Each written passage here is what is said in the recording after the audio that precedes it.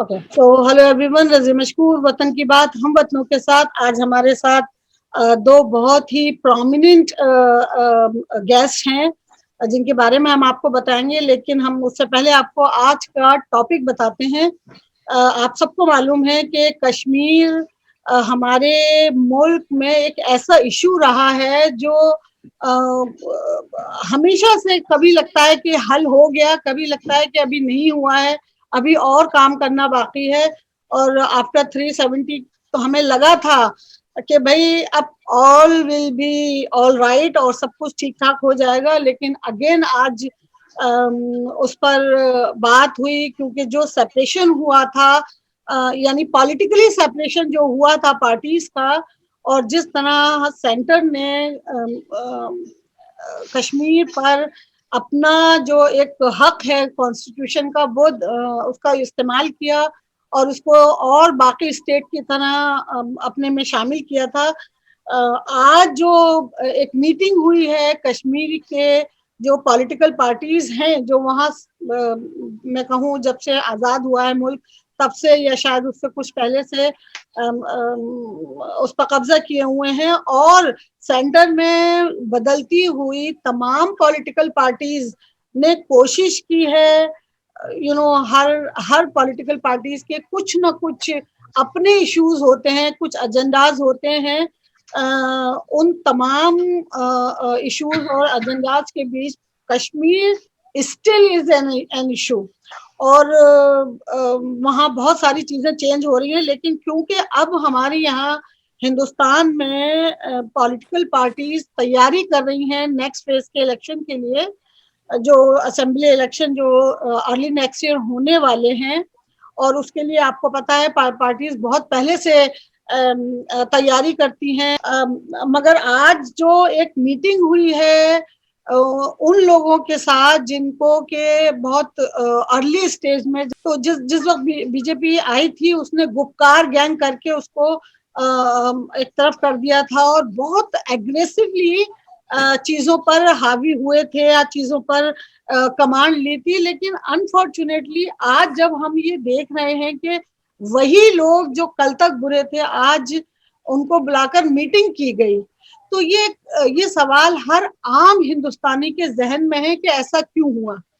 और मतलब हम तो अपने मुल्क से बहुत दूर बैठे हैं, बहुत सारी चीजें रात और दिन के फर्क की वजह से हम देख भी नहीं पाते हैं, समझ भी नहीं पाते हैं, सुन भी नहीं पाते हैं, मिस हो जाती हैं। इसीलिए आज हमने हमारे दो गेस्ट जो हमारे साथ यहाँ अमेरिका में हैं, लेकिन उनकी बहुत अच्छी नज़र है इंडियन पॉलिटिक्स पर, और वो समाजी तौर पर यहाँ पे बहुत इन्वॉल्व हैं पॉलिटिकली, कल्चरली और लिटरेरी तौर पर जो भी फंक्शन होते हैं हिंदुस्तान के।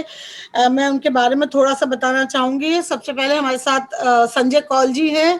संजय जी, और ये मैं और बता दूं कि ये दोनों लोग कश्मीर के लोग हैं, तो कश्मीर से ताल्लुक है आप दोनों का। Mister Sanjay Kaul is a social and cultural activist based in Boston, USA. His passion revolves around preserving and promoting Indian culture and heritage among those with their roots in Indian subcontinent. Mr. Kaul has served Kashmiri Overseas Association (KOA) as its president for 2 terms. Currently, he serves the World Hindu Council of America as its vice president. Mr. Kaul is a founder director of Massachusetts Wellness Initiative. Mr. Kaul was the organizing coordinator for World Hindu Congress 2018 and host coordinator for the Threads Conference 2019.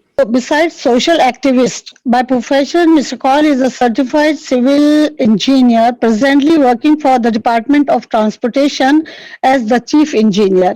So welcome at Watan Ki Baat, Sanjay ji. Namaste, Razia ji, and thank you for the opportunity.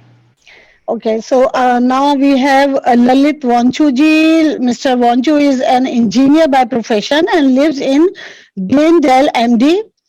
Mr. Wanchu has been actively involved in the Kashmiri Pandit community issues for last 30 years. Mr. Wanju is a life member of Kashmiri Overseas Association, KOA, and has served as its president for 2 terms and its secretary for 1 term. And in addition, he served on the advisory committee of the KOA during 2017 to 18.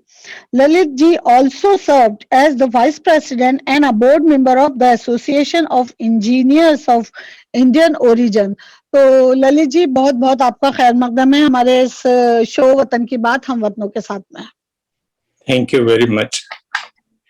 It's a pleasure to be here today. Thank you. तो मेरा पहला सवाल यही होगा आपसे और आप दोनों से, जो भी पहले जवाब देना चाहे, कि हमने जिस तरह से स्टार्ट किया था कश्मीर को हैंडल करना, मतलब पॉलिटिकल पार्टी जो हमारी आज करंटली है वहाँ इंडिया में बीजेपी ने, उसमें कहीं ना कहीं आज हमें कुछ एक झुकाव नजर आया. उसकी क्या वजह है, क्यों बुलाया गया इन लोगों को, और क्या ऐसी जरूरत थी जो मीट की जरूरत पड़ी? देखिए रजिया जी, जो मुझे लगता है कि जब आर्टिकल 370 एंड 35A को रिमूव किया गया तो उस टाइम के बाद में जो स्टेट को रिस्ट्रक्चर किया गया और उसमें जम्मू एंड कश्मीर स्टेट का जो लद्दाख पोर्शन है उसको एक यूनियन टेरिटरी बनाया गया और जम्मू कश्मीर को भी यूनियन टेरिटरी का ही ओहदा दिया गया. और उससे उस टाइम ये बात हुई थी कि इंडियन कॉन्स्टिट्यूशन जो है और जो इंडिया का फ्लैग है वो इंडिया के सब स्टेट्स में every part of the country में एक ही फ्लैग और एक ही कॉन्स्टिट्यूशन रहेगा. और उसके बाद ये है कि ये सबको मालूम है कश्मीर के हालात कुछ सही नहीं है, वहां पे मिलिटेंसी है, वहां पे बहुत सारी ऐसे प्रॉब्लम्स हैं जिनको एड्रेस करना है. और इस गवर्नमेंट ने ये तय किया था कि वहां पे they will bring a change and slowly they had started on that path. तो उस पे काम चल रहा है. अब कहा यह जाता है कि सबसे बड़ी बात यह है कि एक अलग India being a democratic country they want to have local elections there. तो कश्मीर में, जम्मू कश्मीर जो अब यूनियन टेरिटरी है, वहां की जो ओरिजिनल जो सीट एलोकेशन है वो 1981 से पहले के सेंसस पे बेस्ड है. तो एक बात ये थी कि एक डिलिमिटेशन का प्रोसेस शुरू किया जाए जिसको अभी रिटायर्ड जस्टिस देसाई हेड कर रहे हैं. और उस कमेटी में 5 लोग हैं. डॉक्टर जितेंद्र सिंह जो पीएमओ ऑफिस में हैं, जिगुल किशोर जी जो कि एक एमपी हैं, और डॉक्टर फारूक अब्दुल्ला उसके मेंबर हैं, मोहम्मद अकबर लोन उसके मेंबर हैं, और मसूदी साहब उसके मेंबर हैं जो कि एमपी हैं. तो इन लोगों के काम से वहां पे ये एक डिलिमिटेशन का एक जो चल रहा है इस टाइम बात चल रही है, तो उस पे सेटलमेंट हो जाती कि क्या करेंगे, कैसे करेंगे, क्या सीट एलोकेशन होगी. तो वो सोच के लोग सोच रहे थे आगे जाके कोई एक ऐसा वक्त आएगा जिस वक्त पे वो लोग वो इंट्रोड्यूस करेंगे और then they will start the political process. But अभी जो ये अचानक से प्राइम मिनिस्टर साहब मोदी साहब ने ये अनाउंस किया है कि हम लोग वहां के लोकल पॉलिटिकल पार्टी से मिलेंगे, जो वहां के एक्टर्स हैं जो एक्टिव हैं उनसे मिलेंगे, तो कहा जाता है बहुत हद तक कि ये एक बाहरी दबाव है. It is an international pressure that has been mounted on the Indian government to start this political activity and this political process. तो ये मेरा सोचना है कि शायद किसी किस्म का बाहरी दबाव है. आपने जैसे इंट्रोडक्टरी वर्ड्स में बताया कि जब आर्टिकल 370 को हटाया गया या 35A को हटाया गया, उस टाइम पे जो यही पॉलिटिकल पार्टीज हैं, इन सब को गवर्नमेंट ऑफ इंडिया ने, और जो भी पॉलिटिकल पार्टीज इंडिया में हैं लीड कर रही हैं, उन सब ने इन सब को डिक्लेयर किया कि इनकी वजह से कश्मीर में बहुत हद तक सारी प्रॉब्लम्स हैं और इनके रहने से ही उसमें कोई फर्क नहीं आ रहा है, बिकॉज ये होने नहीं देते हैं क्योंकि इनका their personal agenda is involve.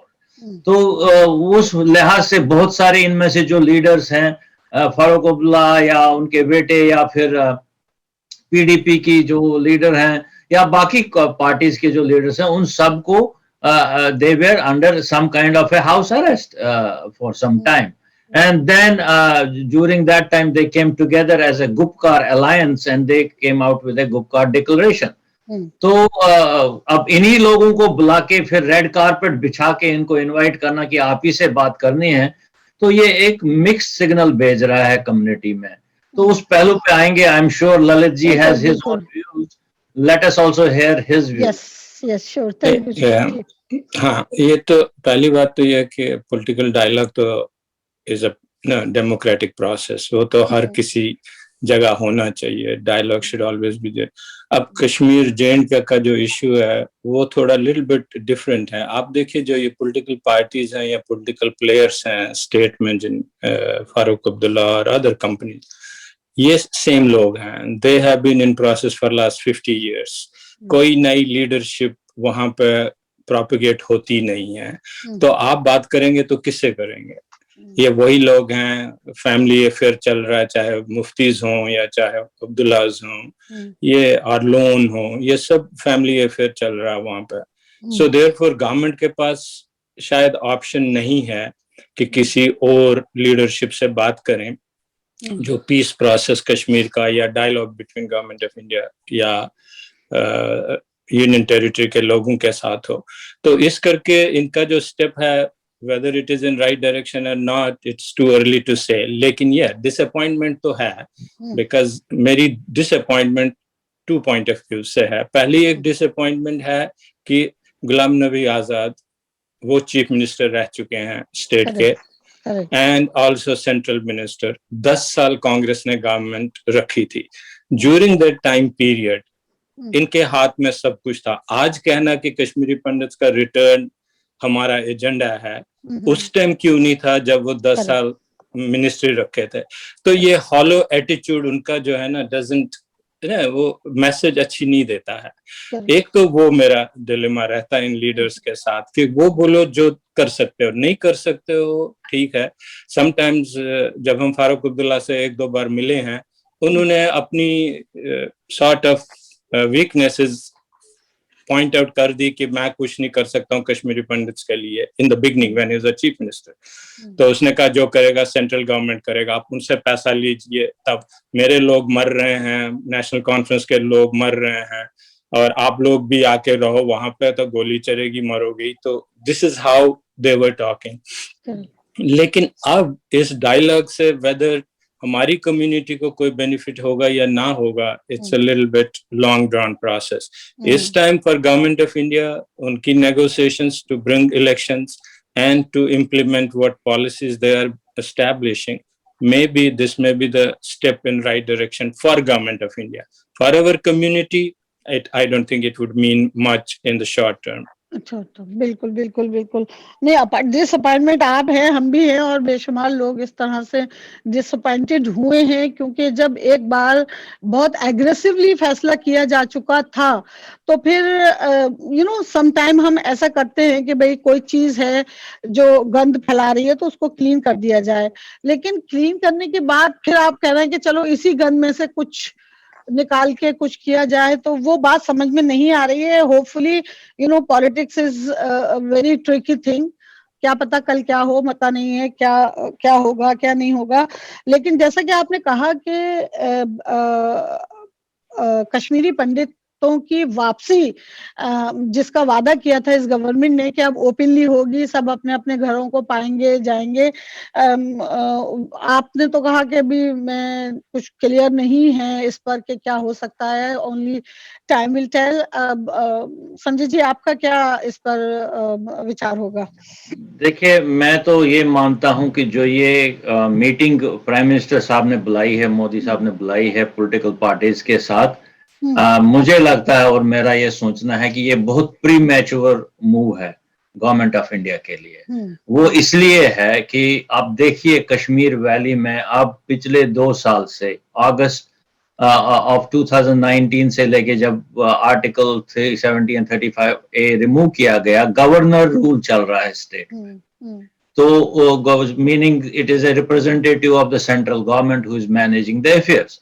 And still if you look at it कि कश्मीर वैली में आज भी जो टेररिज्म है और टेररिज्म के एक्ट्स हैं विदाउट एनी इम्प्यूनिटी हो रहे हैं. They can strike any place any time without any discrimination.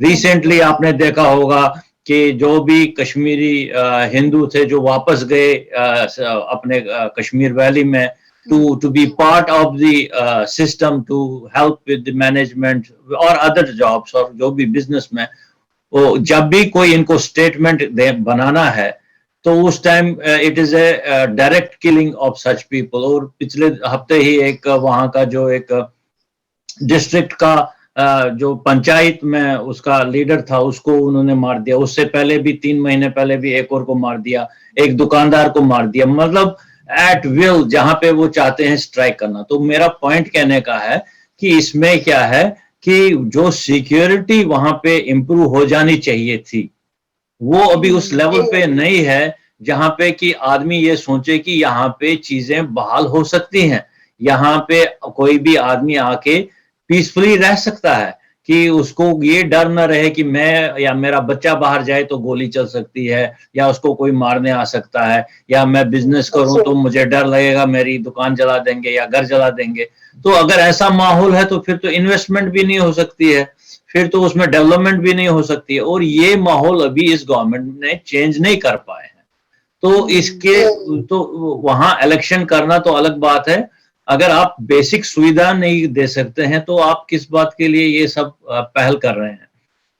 ये एक है. दूसरा इसमें अगर आप इनको बुलाना ही था और एक प्रोसेस स्टार्ट करनी थी तो आपको ये समझना है कि कश्मीर में जेनोसाइड हुआ है. जेनोसाइड हुआ 80s में शुरू हुआ, 90s में चला, जिसके एवज से कुछ लोगों को, एक कौम को सफर करना पड़ा, जिसमें मैं हूं. मैं वहां रहा हूं, मैं वहां पला बड़ा हुआ हूं और मैंने सफर किया है. मैं अपने ही मुल्क में रिफ्यूजी बन गया. और फिर fortunately I had the avenues to come here and settle here, but there are millions, hundreds and thousands of people who still are living in those refugee camps और सफर कर रहे हैं. और उनकी वो सफरिंग इन पिछले 30 साल में कम नहीं हुई है और उस पर किसी ने कोई काम नहीं किया है, बल्कि जब भी किसी को मौका मिला उन्होंने ये मुद्दा उठाया है खाली उनके अपने जो एस्पिरेशंस हैं उनको फायदा देने के लिए. अब कांग्रेस के आज गुलाम नबी आजाद साहब कह रहे हैं कि मैं जी कश्मीरी पंडित का स्पोक्स पर्सन हूं, मैं उनका मुद्दा उठाऊंगा. भाई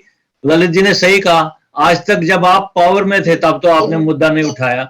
या फिर कोई और कहता है जी मैं इनकी तरफ से बोलूंगा. भाई आपको बोलने की क्या जरूरत है हमारी तरफ से. मैं एक एबॉर्जिनी हूं कश्मीर का, मेरी 5000 साल से ज्यादा की हिस्ट्री है वहां की. अगर मैं वहां से निकला हूं तो मेरे को मेरी अपनी रिप्रेजेंटेशन करने का मौका मिलना चाहिए.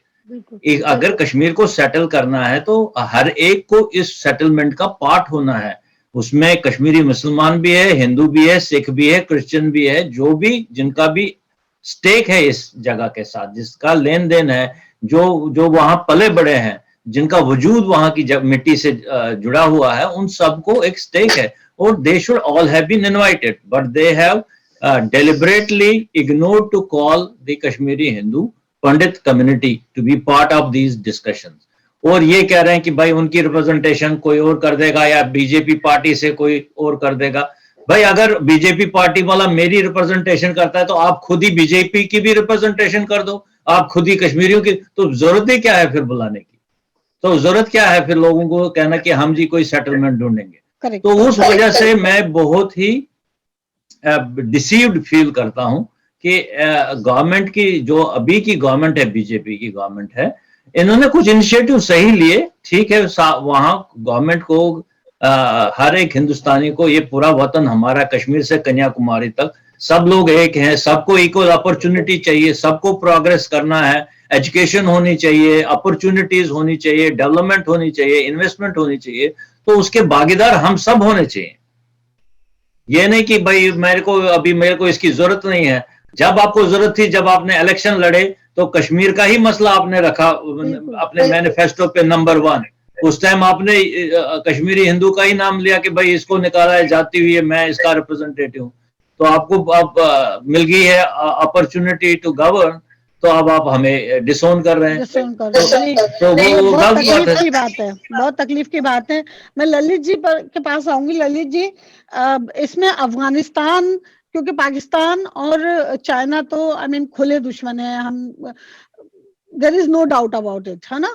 लेकिन अफगानिस्तान नया नया खड़ा हुआ है इन टॉक, यानी पहले हम सिर्फ कश्मीर या चाइना की बात करते थे, सॉरी पाकिस्तान और चाइना की बात करते थे, लेकिन अभी बहुत ज्यादा न्यूज में और खबरों में और बातों में अफगानिस्तान भी आ रहा है।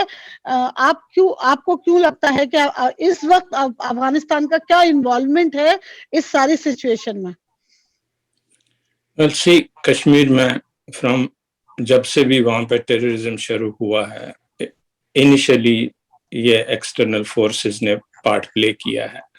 तो उस टाइम चाहे वो पाकिस्तान था या कोई और इस्लामिक कंट्री थी, who supported them, but mostly external forces था। तो उसमें जो ये लोग डिफरेंट इस्लामिक नेशन से थे, दे वर सपोर्टिंग, उनको पैसा भी भेजते थे, कईयों में तो लोग भी वॉलंटियर करके आ गए थे वैली में। अब जियोपॉलिटिकल इक्वेशन जो ईस्ट एशिया की है, साउथ ईस्ट एशिया की, it is changing and because different players different countries में रोल प्ले कर रहे हैं। अब आप देखिए अफगानिस्तान में जो ग्रुप टेररिस्ट था वो डेजिग्नेटेड टेररिस्ट सॉर्ट ऑफ था, अब वो गवर्नमेंट में पार्ट प्ले कर रहे हैं, दे आर मेकिंग गवर्नमेंट, और उनकी रिलेशनशिप विद पाकिस्तान बहुत अच्छी रिलेशनशिप उनकी है।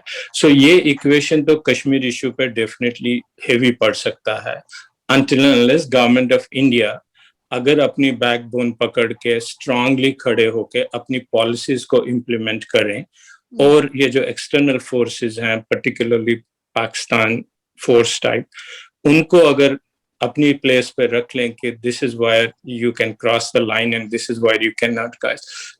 अगर इस कश्मीर की जो इनका कन्वर्सेशन विद पॉलिटिकल पार्टीज लें, ये deviation from there normal stand कि ये लोग क्रुक्स हैं, चोर हैं, अब उन्हीं से आज हम बात कर रहे हैं, कल को exactly same issue can happen कि पाकिस्तान हमारे टेररिस्ट कंट्री है, इनको बना दो सब, लेकिन फिर आप उनको फेवरेट नेशन बना देते हैं।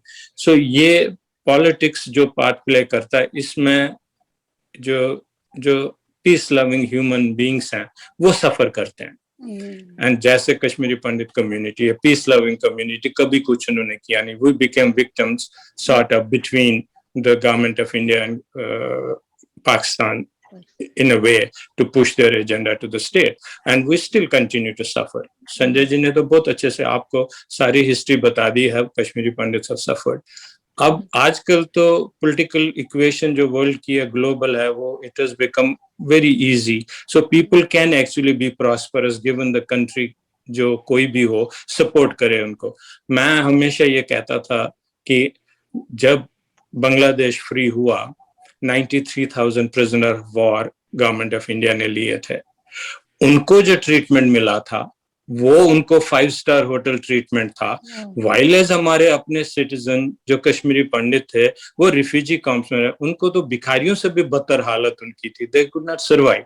ये गवर्नमेंट ऑफ इंडिया जो है, इनको तो पहले अपनी जो प्रायोरिटीज है ना एसेस करनी चाहिए कि रियली हम किनको सर्व कर रहे हैं। अगर हम ह्यूमन बीइंग्स को सर्व कर रहे हैं, चाहे वो कश्मीरी हो या चाहे वो साउथ इंडिया के कहीं के हो, ऑल आर ह्यूमन बीइंग्स, अगर एक हर्ट होता है government should come forward. So इस पॉलिसी में आई एम नॉट श्योर कि गवर्नमेंट ऑफ इंडिया में है वो what it will take to protect their territories.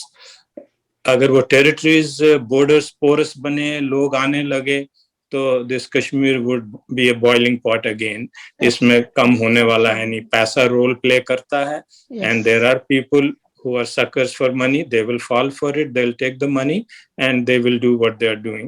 अब इन्होंने आर्टिकल 370 रिमूव किया, 35A रिमूव किया, hope was, expectation was कि there will be drastic difference between the lives of people, whether वो कश्मीरी मुस्लिम हो या हिंदू हो या सिख हो, doesn't matter, J&K resident, उनकी lives will be better. As far as I know, it hasn't made any difference yet. सही बोला आपने ललित जी। मुझे आज भी ये लगता है कि अगस्त 5 को जब ये लॉज चेंज किए गए, न्यूटर्ड किए गए थे, हम लोग आज भी अगस्त 4 में ही हैं, क्योंकि जी। ग्राउंड रियलिटी ये है कि जी। हमारे लिए इन आर्टिकल्स को चेंज करने से या न्यूट्रल करने से कोई फर्क नहीं पड़ा। ग्राउंड रियलिटी में कोई फर्क नहीं पड़ा आज भी, without any the fear of that if somebody commits a wrong act or corrupt, some person is corrupt, they are free, nobody actually takes action on them. अब जो ये मीटिंग हुई है इसके बारे में एक और बात कहना चाहता था कि अगर इनको मीटिंग करनी ही थी तो गवर्नमेंट को चाहिए था कि एक एजेंडा सेट करे, भाई ये हमारा एजेंडा है, इन मुद्दों पे बात होगी और जिसको हम इनवाइट करते हैं अगर उनको ये मुद्दे पसंद हैं और इन पे वो डिस्कस करना चाहते हैं openly and they want to come to this meeting with a open mind and heart, then they are welcome. Instead उन्होंने कोई एजेंडा तो सेट किया नहीं इस मीटिंग के लिए। और अगर आपने टीवी पे देखा होगा कि आप महबूबा जी को सुन रही हैं, वो कहती है पहले आप पाकिस्तान से बात करो, आप फारूक साहब की बात सुनते हैं तो वो कुछ और बोल रहे हैं, वो कहते हैं ये इनकी अपनी पर्सनल व्यू है। हालांकि जब ये गुपकार गैंग सारी इकट्ठे खड़ी हुई थी तो उसी टाइम में महबूबा जी ये बता रही थी कि भाई पहले आप जितने भी लोगों को आपने बंद रखा उनको छोड़ दो, आप वही एटमॉस्फेयर फिर से क्रिएट करो कश्मीर में जो 2 साल पहले था। तो बेसिकली एजेंडा नहीं है, इसके वजह से लोग कुछ भी कहने के लिए तैयार हैं और कुछ भी कह रहे हैं और थोप रहे हैं इस गवर्नमेंट पे कि ये मैं बात कर रहा हूं, करने आ रहा हूं तो ये मैं बात करना चाहता हूं। So basically agenda should have been set by the government of India, by this committee that invited the locals. Instead it got set by the people who they were claiming until yesterday that this is a gang of crooks. This is a gang of corrupt politicians. These are the people who are responsible for the sufferings of Kashmiris. चाहे वो कश्मीरी मुसलमान हो या चाहे वो कश्मीरी हिंदू हो, पूरा इलाका ही सफर करता है। सफरिंग वहां पे, क्योंकि इन्हीं कुछ फैमिलियों के पास सारे एसेट्स हैं और जो बेचारा एक गरीब आदमी है, वो गरीब आदमी आज भी तड़प रहा है और बौखलाया हुआ है, बिकॉज उसके पास वो नहीं पहुंचा जो उसके पास पहुंचना चाहिए। रजत जी एक पॉइंट बोलना चाहता था मीटिंग पे, कि इन्होंने तो मीटिंग उनके साथ की, उसमें जो रिडिस्ट्रिक्टिंग और डिलिमिटेशन उन्होंने बात की, और उसके जो ग्रुप है अगर कश्मीरी पंडित्स को तो इन्वॉल्व कर ही नहीं रहे हैं उसमें। अगर तो उनको डिलिमिटेशन करनी है, रिडिस्ट्रिक्टिंग करनी है, सीट्स बनानी है, Kashmiri Pandit should be part of the process. उनकी तो कोई कॉन्स्टिट्यूएंसी हो नहीं सकती है बिकॉज हमारी है ही नहीं concentrated population at a place जहां से हमारा कोई रिप्रेजेंटेटिव आ सकता है। So what role we can play as Kashmiri Pandits who are the original sort of residents of J&K Union Territory, उनको तो रोल प्ले करवाइए। आपने कमेटी 5 लोगों की बनाई है, उसमें कश्मीरी पंडित क्यों नहीं एक मेंबर है? उनका पॉइंट ऑफ व्यू भी तो देखिए कि व्हाट दे वांट। बिल्कुल, मुझे आपकी इस बात से एक चीज याद आ रही है कि जितना भी पिछले अगर 7 साल में देखें हम पीछे पलट के, आपने फार्मर्स के लिए कानून बना दिए, लेकिन फार्मर्स उसमें कहाँ थे मीटिंग में? आपने कहाँ पूछा कि भाई फार्मर तुम यार, जो जरूरी है कि जो 70 साल से चीजें गलत हो रही हैं उनको कंटिन्यू किया जाए। तो जो भी इस तरह के चीजें आई हैं, मुझे नहीं लगता कि इनके पास कुछ एक ऐसा बहुत ही सॉलिड प्लान है जो हिंदुस्तान को, जैसा कि ये कह रहे हैं कि बहुत तरक्की याफ्ता, बहुत दुनिया में बेहतरीन। और मैं ये नहीं कहती कि हमारे मुल्क में काबिलियत की, टैलेंट की कमी है, बिल्कुल। और इस पार्टी के पास पैसा है, अगर ये चाहे तो ये रातों रात हिंदुस्तान को दुनिया के नक्शे पे बेहतरीन बना के खड़ी कर सकती है। लेकिन they don't have any agenda, मतलब एजेंडा तो है लेकिन कोई सेट इनके पास एक प्रोग्राम नहीं है कि जिसके थ्रू ये पूरी कौम को as an Indian from Kashmir to Kanyakumari लेकर चलें। डिफरेंट बिफोर बंगाल इलेक्शन लग रहा था कि शायद ये जो हमारा हिंदुस्तान है वो एक राजतंत्र की तरफ जा रहा है, लेकिन बंगाल इलेक्शन में क्या हुआ और अब ये जो आज का जो हादसा है, इसने मतलब हमें पूरी तरह झंझोड़ के रख दिया है कि what is going on. Millions of millions dollar हमने आपको दिए हैं कि भाई हिंदुस्तान को खड़ा करो, एंड वेयर दे गो। क्या कहेंगे आप इस चीज को? रजिया जी, ये तो अब थोड़ा बहुत टॉपिक अलग हो गया, थोड़ा सा ऑफ टॉपिक हो गया। तो मेरे ख्याल से जो इंटेंट है वो सही है। हो सकता है कि जो बुनियाद पिछले 70 साल में बैठी हुई है इंडिया में, जिसमें बहुत सारे लोग ऐसे इन्वॉल्व हैं जिनके अपने मकसद हैं, and it is basically their bread and butter livelihood उनने बना के रखा है, तो वो लोग एक चेंज को अलाउ भी नहीं करना चाहते हैं। अनफॉर्चुनेटली ये गवर्नमेंट उन्हीं को एड्रेस कर रही है, उन्हीं के पास जा रही है कि भाई जैसे कश्मीर के मकसद पे अगर आज तक हमने ये रियलाइज किया है कि ये अब्दुल्लाज, ये मुफ्तीज, ये कांग्रेस पार्टी ने ही वहां पे जो आज की कंडीशन है वो क्रिएट की है और उसको बढ़ावा और चढ़ावा किया है, तो क्यों हम इन्हीं के पास जाते हैं? क्यों नहीं हम वहां के लोकल लोगों में वैसे लोगों को प्रमोट करते हैं जो कि वहां की आवाज सुनाए, जो वहां के लोगों के साथ एक मिलाप करा सके और मन का बदलाव ला सके। अगर वो नहीं होगा तो पॉलिटिकल पार्टी तो अपने इंटेंशन से आएगी कि मुझे इसमें तो इस वक्त महबूबा ये ख्वाब देखती होगी कि मैं कब कुर्सी पे बैठूं, और उमर अब्दुल्ला ये सोचता होगा कि मैं कब बैठूं, और शायद आजाद साहब ये सोचते होंगे कि इन दोनों बंदरों के बीच में मैं कब लोमड़ी का रोल प्ले करूं और मैं रोटी ले जाऊं। अच्छा, इसमें मैं एक सवाल और मैं आपसे ये दोनों से चाहूंगी इसका जवाब, कि कहीं ना कहीं क्योंकि कश्मीर के हवाले से अगर हम पाकिस्तान, अफगानिस्तान और चाइना को देखें तो कहीं ना कहीं एक प्रेशर है अमेरिका का उस पर, वहां की पॉलिटिकल से जो चल रही है आजकल, क्योंकि मुझे तो नहीं लगता है कि अमेरिका का ऐसा कोई डायरेक्ट इन्वॉल्वमेंट है, क्योंकि अगर आप देखेंगे बहुत बार अमेरिकन प्रेसिडेंट ने ये बोला है कि I am ready to negotiate and mediate on your behalf with all parties concerned, but government of India has always denied it. They have always said either it's a bilateral issue which we can settle at our own level, and it is also our internal policy and internal matter जिसमें हमें किसी की दखल अंदाजी नहीं चाहिए। तो मुझे नहीं लगता है कि अमेरिका इन पर्टिकुलर इस टाइम पे कोई रोल प्ले कर रहा है। Obviously I think Pakistan has been sidelined for a long time. उसको बिल्कुल जब से इन्होंने ये सोच लिया कि हम उसके साथ बात नहीं करेंगे कश्मीर के मुद्दे पे, और बाहर जो अरेबियन नेशंस हैं उनको अपने साथ लिया है और प्रेशर पुट किया है पाकिस्तान पे कि उनको एक they should take a step back from getting involved in pursuing terrorism and encouraging terrorism. तो उस वजह से एक दबाव पड़ा है पाकिस्तान के ऊपर।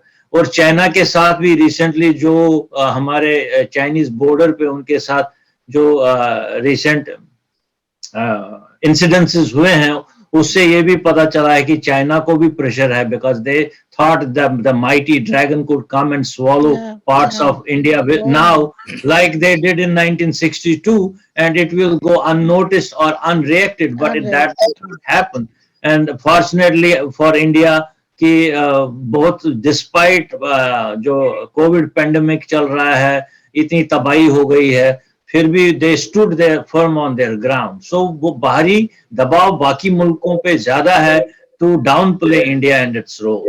तो आई थिंक उस वजह से जो इनिशियली मैंने बोला था कि एक दबाव है बाहर से इस टाइम में कि भाई आप एक प्रोसेस शुरू करें, तो वो बन सकता है, बट उसमें कौन एक्चुअल रोल प्ले कर रहा है, वेरी हार्ड टू से। अभी ललित जी, आप मेरे को जरा सा जल्दी से ये बताएं कि क्या आर्टिकल 370 के हटाए जाने की या खत्म किए जाने की, जैसी कि इस ग्रुप ने मांग रखी है, मुमकिन है कि ऐसा हो सकता है?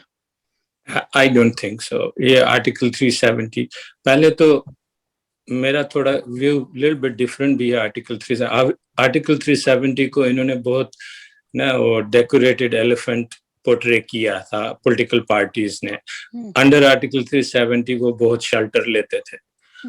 अदरवाइज जो कॉमन मैन है, the way I had seen it, common man पर कोई आर्टिकल 370 का इम्पैक्ट नहीं है, गवर्नमेंट टू गवर्नमेंट है। अब इन्होंने आर्टिकल 370 हटा दिया, government is answerable directly to the central government on the funds, the rules are applicable. मुझको याद है एक episode, I think it happened in 1977 की बात है। इंदिरा गांधी उस टाइम प्राइम मिनिस्टर थी, तो उन्होंने एक एक्ट पास किया था कि ऑल एम्प्लॉइज जो हैं वो certain percentage of money towards infrastructure of India के फंड में करेंगे, and then after 5 years that money will be return to them. It was something like that. तो state of Jammu and Kashmir में उस टाइम स्टेट था, तो उसमें उन्होंने एम्प्लॉइज के पैसा काटना शुरू कर दिया। बट एक फाइनेंशियल ऑफिसर ने फाइंड आउट किया कि असेंबली ने तो इसको रेटिफाई किया ही नहीं, तो ये कैसे काट सकते हैं। उन्होंने only one place in whole India, it was because of article 370, सब लोगों के पैसे वर रिटर्न और कोई पैसा कटता नहीं था state of Jammu and Kashmir employees के। It was because of article 370। तो अगर अब इन्होंने आर्टिकल 370 हटा दिया, अब वापस लाना in my opinion is totally impossible and they should not bring it back. एक बार गया, इससे तो कॉमन मैन को कुछ पता भी नहीं है what impact it has. Government to government it will make a difference, accountability है, ट्रांसपेरेंसी है, those are buzzwords they use, but that is really the crux of governance. You be accountable and be transparent because it's a public funding. तो क्यों आप article 370 के पीछे छुप रहे हो? Very good. हाँ बिल्कुल बिल्कुल बिल्कुल। मतलब इतना बड़ा मुल्क है, इतना स्ट्रॉन्ग मुल्क है, और हम इतनी इतनी सी चीजों के लिए यहाँ वहाँ मुंह छुपा रहे हैं। It hurts a lot, no doubt about it. मेरा अगला क्वेश्चन ये है कि क्योंकि कश्मीर पॉलिटिक्स या उसको रीबिल्ड करना, उसको रिफर्निश करना, लेकिन वहाँ आतंकवाद, वहाँ का जो भी जो हिस्ट्री रही है अभी तक, क्या इस सारे पस मंजर में हमारे मुल्क यानी इंडिया के मिनिस्टर्स को जाकर कतर में अफगानी तालिबान से मिलने की जरूरत थी, और थी तो क्यों? देखिए, मेरे हिसाब से वो तो एक एक्सटर्नल लेवल पे एक अलग सी सिचुएशन है जहां पे they are trying to be an major role player in the politics of Afghanistan. तो वो एक नेशनल लेवल की चीज है। I don't think that has any implications on Kashmir और कश्मीर पॉलिटिक्स। बट कश्मीर में जो आपका इससे पहले वाला सवाल था जिसका ललित जी ने जवाब दिया, उसके बारे में मैं कहना चाहता हूं, हालांकि आर्टिकल 370 या 35A को हटाया गया है, बट इससे एक्चुअल ग्राउंड रियलिटी पे कोई फर्क नहीं पड़ा है। ये माना जाता था उस टाइम में कि आप भी इंडिया से कोई भी जाके कश्मीर में जगह ले लेगा, मकान बनाएगा, सेटल हो जाएगा, उसमें आप भी या कोई भी जो भारत के किसी भी हिस्से के हैं जा सकते थे, सोचा जाता था। पर ऐसा हुआ नहीं है। अगर आप देखेंगे पिछले 2 साल हो गए आप कि कुछ नहीं हुआ है। इसमें 2 चीजें इन्होंने इम्प्लीमेंट की हैं जो कि आप शायद हैरान हो जाएं और आपके व्यूअर्स भी हैरान हो जाएंगे ये सुन के, कि एक तो डोमिसाइल एक्ट इन्होंने पास किया लास्ट ईयर 2020 में, जिसको चेंज किया। उसका मतलब ये कि जो बंदा जम्मू एंड कश्मीर स्टेट में रहा हो 15 साल कंटिन्यूअसली, जो वहां पढ़ा हो, जिसने वहां जॉब की हो, जिसकी वहां रेजिडेंस रही हो, खाली उसको जॉब मिल सकता है उस स्टेट में। मतलब अगर आप रजिया जी जाना चाहें और वहां जॉब ढूंढेंगी तो आपको जॉब नहीं मिलेगा, क्योंकि आपके पास डोमिसाइल सर्टिफिकेट नहीं है। और दूसरी ये बात कि लोग ये सोचते थे और ये एक डर पैदा किया गया था, एक नैरेटिव क्रिएट किया गया था कि कश्मीर में आप कोई भी जाके जमीनें ले लेगा और वहां की डेमोग्राफी चेंज कर देगा। पर फैक्ट ये है कि वहां का 1 इंच भी जमीन न बेचा गया है और न किसी ने खरीदा गया है। उसमें ये है कि जैसे जब मैं कश्मीर में रहता था तो कश्मीर में एज पर आर्टिकल 370 एक स्टेट सब्जेक्ट सर्टिफिकेट हुआ करता था कि मैं वहां का बाशिंदा हूं और मेरे पास वो स्टेट सब्जेक्ट है, और मेरे बाद मेरे बच्चों को भी, क्योंकि मेरे पास है, उनको मिल जाता। तो that gave us the right to buy land. तो आर्टिकल 370 के रिमूवल से वो स्टेट सब्जेक्ट वगैरह ऑन पेपर वो कहते हैं चला गया, बट रियलिटी ये है, ग्राउंड रियलिटी ये है कि आज भी अगर कोई वहां पे जमीन लेना चाहे, अगर उसके पास वो स्टेट सब्जेक्ट नहीं है तो उस जमीन की कोई तस्दीक नहीं होती, कोई रजिस्ट्री नहीं होती। तो ये ग्राउंड रियलिटी है। इसका मतलब वहां कोई भी आके खरीद नहीं सकता।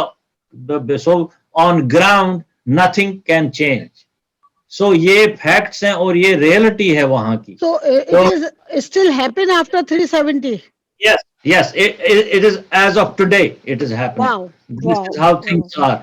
So वही मैं कहता था कि एक तो वहां पे जो टेररिज्म पे या जिहाद पे कोई कंट्रोल नहीं हुआ है, वो जिहादी एलिमेंट अभी भी है, टेररिस्ट एलिमेंट अभी भी है, and they strike without any fear of law, and the borders still feel like they are uncontrolled कि टेररिज्म का आना जाना, ये क्रॉस बॉर्डर टेररिज्म है, लोगों को ट्रेनिंग मिलती है, वहां से लोग आते हैं और पाकिस्तान से ही आज तक भी वो लोग डिक्टेट करते हैं कि कब स्ट्राइक करना है, कहाँ स्ट्राइक करना है, कैसे स्ट्राइक करना है। पाकिस्तान का तो बहुत बुरा हाल है। तो ये हालात में ये सोचना कि भाई वहां बदलाव आ चुका है, तो ये एक बहुत गलत सोच है जो सही नहीं है। आपका क्या इनपुट होगा इस पर ललित जी? नहीं, जो ये कह रहे हैं वो तो दैट्स अ ग्राउंड रियलिटी। उन्होंने तो डोमिसाइल सर्टिफिकेट इशू करना शुरू किया है और I think one of the government circular मैंने देखा था, उसमें था कि they may bring some law to prevent outsiders buying land in the state in union territory।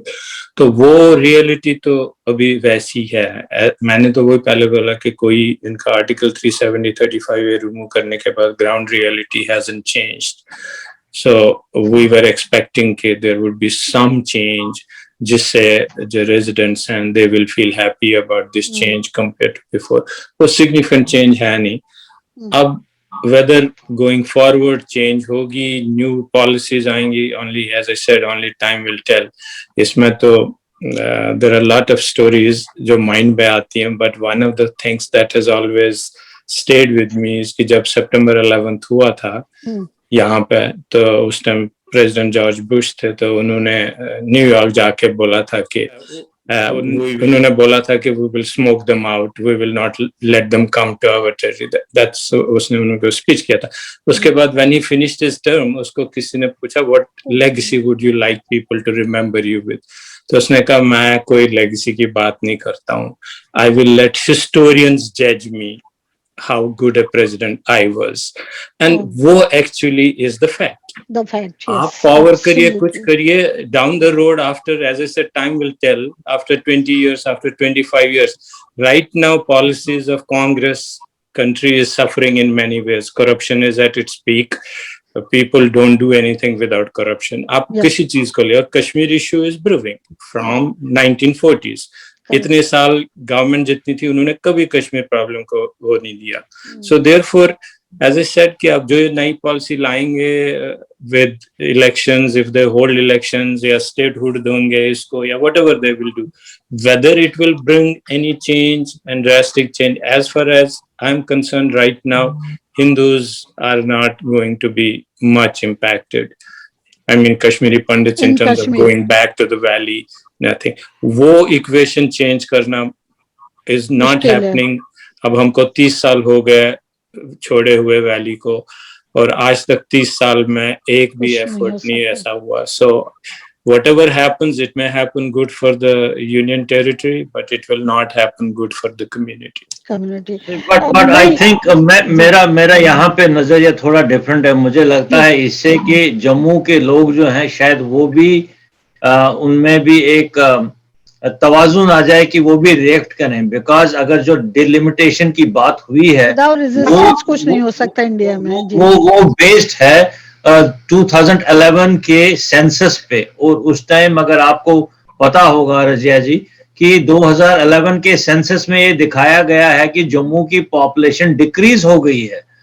तो बेसिकली ज्योग्राफिकल एरिया पे बेस करके या डेमोग्राफिक पे बेस करके अगर करें तो Jammu will actually lose seats in this scenario, whereas कि कश्मीर से एक्सोडस हुआ है, वहां से लोग बाहर निकले हैं, हिंदू कम्युनिटी सारी बाहर निकली है, और कश्मीरी मुसलमान भी जो है वो अपने बच्चों को बाहर दूसरे स्टेट्स में भेजते हैं पढ़ाई के लिए, सेफ्टी के लिए और उनकी बहबूदी के लिए। तो उस वजह से वहां की पॉपुलेशन कम होनी चाहिए थी, जो कि वो उस टाइम पे बढ़ रही है। मगर बढ़ी मैं हुई है। बड़ी हैरान हूँ इस वक्त आप लोग दोनों को सुनने के बाद, क्योंकि अभी 2 घंटे पहले मैं एक इंटरव्यू देख रही थी जो ताहिर गोरा साहब को दे रहे थे, मेजर गौरव। उन्होंने कहा कि आप जाइए, 2 साल से जब से 370 हटा है, वहां पे कोई करप्शन नहीं है, वहां पर कोई आतंकवादी गतिविधि नहीं हुई है, और वहां पर अभी कहीं कहीं थोड़ी सी स्टोन पेल्टिंग होती है, अदरवाइज आप जाइए, रुकिए, खेलिए, और वहां पे आप जमीन खरीदिए, गांव बसाइए, and this and that, and you are saying this. अभी फैक्ट चेक कैसे होगा इस पर? क्योंकि मेजर गौरव और ताहिर गोरा और ये लोग बहुत ज्यादा वर्बल हैं with in the community in India. तो और आप लोग यहाँ कश्मीर में अमेरिका में बैठ के ये वाली बात कह रहे हैं। हम बहुत दूर भी पहुंचा सके तो 2 मिलियन तक हम पहुंचा पाएंगे जो हमारे व्यूअर्स हैं, लेकिन फिर ये फैक्ट चेक कैसे किया जाए? हमारा एक ही टेस्ट है, जिस दिन कश्मीरी पंडित पीसफुली उठ के कश्मीर वापस जा सकता है, घूम सकता है, अपना घर बना सकता है, रह सकता है, अगर जॉब करना चाहता है जॉब मिल सकता है विदाउट एनी कंपल्शन, उस दिन मैं बोलूंगा कि ग्राउंड रियलिटी है चेंज। तब तक ठीक है, फॉर गवर्नमेंट के उनके जो टेररिस्ट अटैक्स हैं वो कम हो गए, स्टोन पेल्टिंग कम हो गए, लोग कम मर रहे हैं, वो हो रहा है, ठीक है, उन्होंने चेक किया उसका। बट अगर कम्युनिटी लें, आई am not talking of individual, I am talking community, अगर आप कम्युनिटी को लें, अगर एक कम्युनिटी जो very progressive, very peace loving, religious oriented लोग थे, अगर वो अपने सीट जो रिलीजन की है, खीर भवानी में थाउजेंड्स ऑफ लोग जाते थे, अब few hundred होते हैं। जब तक वो चीजें ना हो तब तक आप कैसे कह सकते कि कश्मीर पीसफुल है? इस टेस्ट तो यही होता है, हर किसी चीज का टेस्ट यही है। अगर आप कैलाश पर्वत जाना चाहते हैं तो द ओनली टेस्ट इज कि आप जा सकते हैं विदाउट एनी हेजिटेशन। अगर आपको उसमें 4-5 जगह आपको चेक पोस्ट बना दिया, आपको चेक करके भेजेंगे, देखेंगे नहीं आप नहीं जा सकते हैं because you belong to XYZ community, you are at risk, तो आप जा नहीं सकते हैं, वो कौन सी पीस है? But for government, it may have become peaceful because things may have changed from their perspective.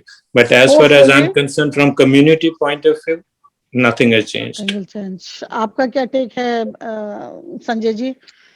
देखिए, मेरा ये मानना है कि जो कि 80s में जो वहाँ हवा चली, वो एक जिहाद की हवा थी, टेररिज्म की हवा थी और मिलिटेंसी की हवा थी, जिसपे अभी तक किसी ने काबू नहीं किया है। ये एक फैक्ट है, ये एक ग्राउंड रियलिटी है।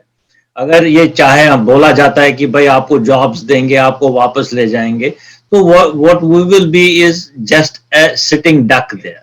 आप देखेंगे कि वहां पे क्या हुआ कि इट वाज ए जेनोसाइड, एक प्री प्लान्ड और वेल ऑर्केस्ट्रेटेड वे में एक कम्युनिटी को टारगेट किया गया और उसको फिर वहां से बाहर निकाला गया। तो हम लोगों को इतने 30 साल में, आज इंडिया में हमें रिफ्यूजी भी नहीं बोलते हैं, इंटरनली डिस्प्लेस्ड पीपल भी नहीं बोलते हैं, इंस्टेड दे से दे आर माइग्रेंट्स।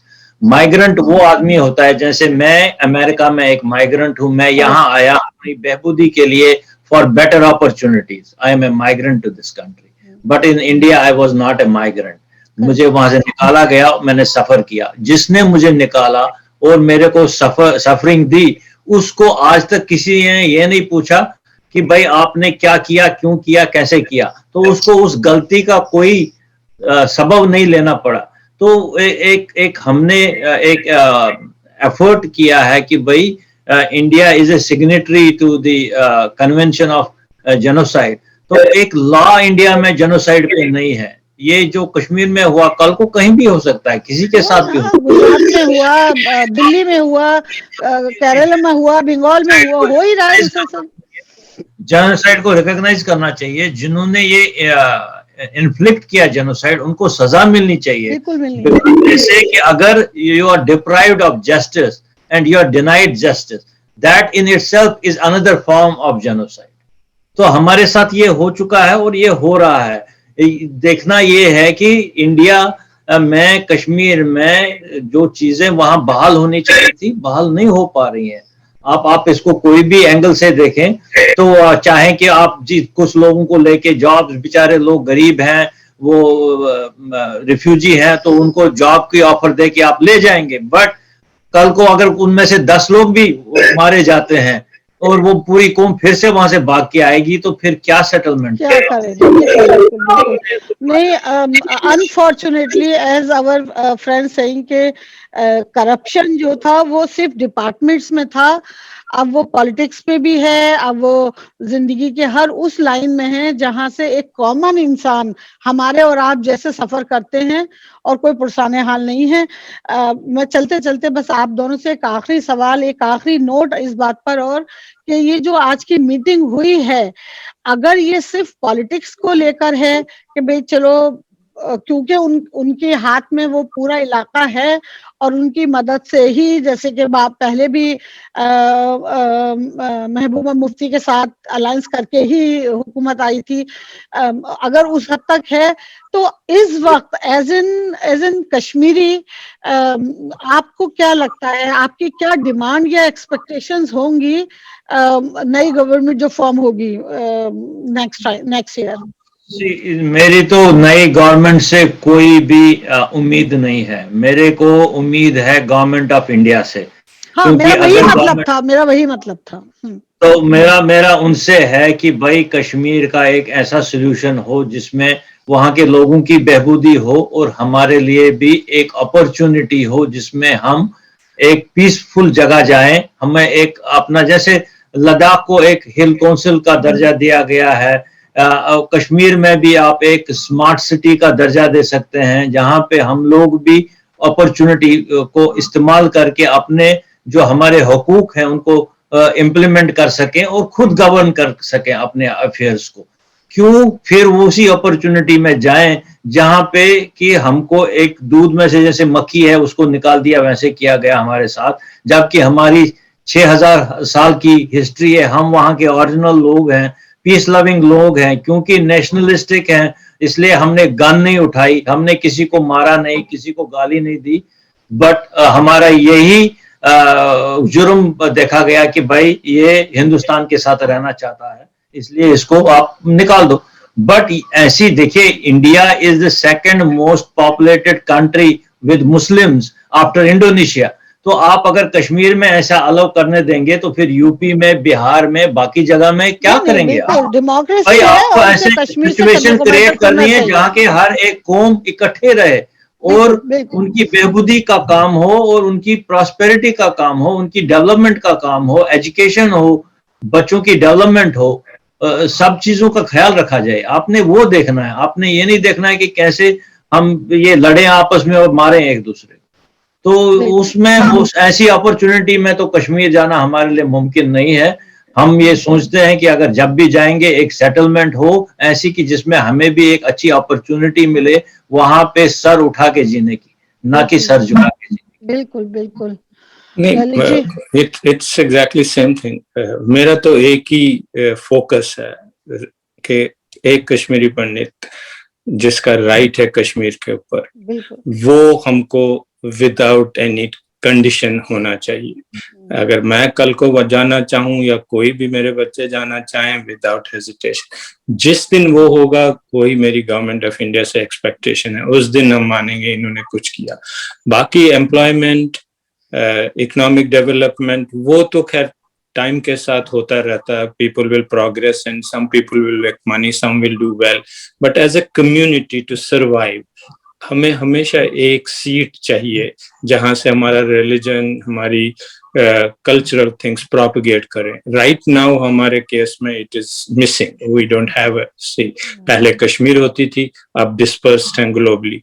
नाउ उसको वापस फोकस में लाना है, वापस वो चीज लानी है। और अगर गवर्नमेंट ऑफ इंडिया नहीं हेल्प कर सकता है तो in short period of time we may become this, होंगे ही नहीं, स्मॉल नंबर ऑफ फैमिली रहेंगी। लेकिन मुझे एक चीज और यहाँ पे एकदम अभी आपसे बात करते करते याद आई, आपने कहा था अभी संजय जी कि मुसलमान भी अपने बच्चों को बाहर ही भेज रहे हैं, क्योंकि वो लोग आते हैं बच्चों को उठा के ले जाते हैं ट्रेनिंग के लिए, और भाई कुछ हैं दीवाने जिनके ऊपरी खोपड़ी में कुछ नहीं है, खाली है, तो वो दे देते हैं अपने बच्चों को। लेकिन एक बहुत बड़ी आबादी है जो नहीं चाहती कि हमारे बच्चे कहीं इस तरह के किसी उसमें हो।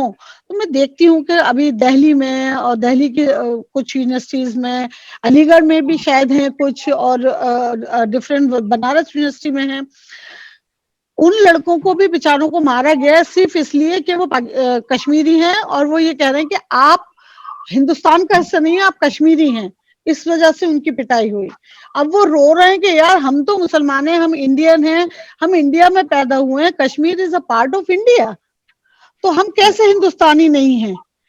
तो कहीं ना कहीं जब कहीं कुछ इस तरह की जब बेइंसाफी हद से बढ़ जाती है ना, तो फिर वहां वो अपना तपना मेरा तेरा रह ही नहीं जाता है, वो फिर सबको एक लकड़ी से हाँकने लगते हैं। This is a sad part. ये तो देखिए, कहीं पे भी जब भी कोई ऐसी बड़ी समस्या हो तो उसके हल में कहीं कहीं छोटी छोटी चीजें भी अटक जाती हैं। तो ऑब्वियसली जो कश्मीर में जो लोग हैं वो बच्चों को बाहर भेजते हैं for their safety and security, for their education, और क्योंकि निजाम वहां का बिगड़ा हुआ है, टेररिस्ट आपके घर में घुस जाता है, और ऐसे भी इंस्टेंसेस है, वहां बड़े बड़े डॉक्टर हैं जो हमारे पहचान के मुस्लिम दोस्त हैं, उनने बोला कल हमारा निकाह अपनी बेटी से करा दो।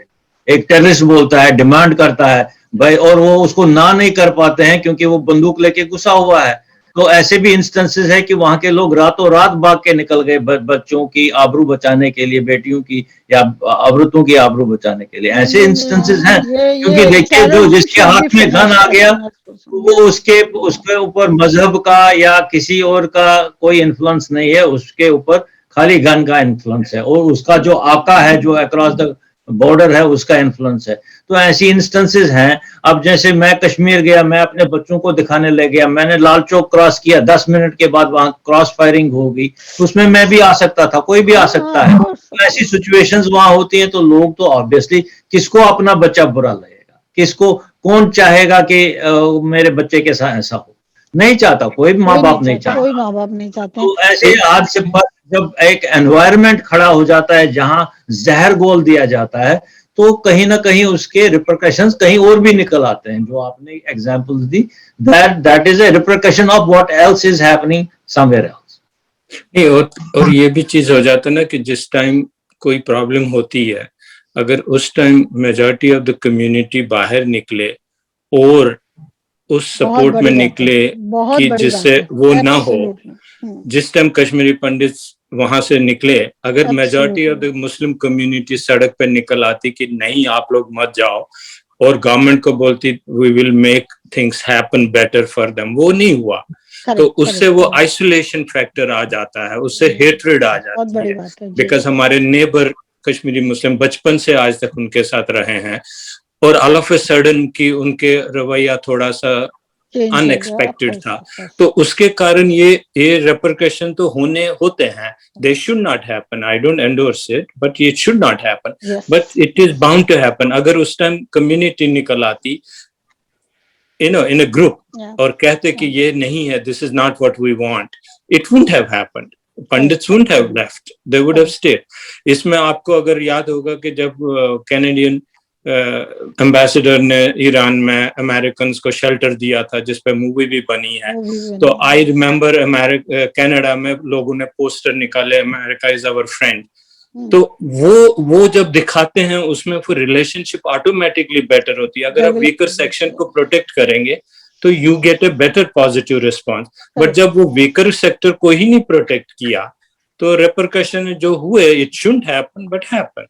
नहीं, दैट्स ट्रू। वो बेचारे कंधों पे बड़ी बड़ी पुटलियां लेकर शॉल और दरियां और ये सब बेचते फिरते हैं वहां पे, और ऊपर से लेबल लगा दी हमको migrants. which is the Okay, yeah. worst in Worst my thing, opinion कि yeah, we carry yeah. migrant अपनी country में रह के migrant name carry Fine. करते No, हैं. no, that is worst thing. Yes, I agree with you. So, but thank you so much for joining me, and I hope and wish के सूरत हाल अब बेहतर हो जाए. भाई थक गए हैं हम Hope तो so. सुन के, बहुत थक चुके हैं और अब हम नहीं सुनना चाहते हैं. अब हमें अच्छी खबरें सुननी है बस. That is true. इसी का है. Thank you so much for joining me आज today. Thank you very Thank you, much. Razia ji, thank you so much.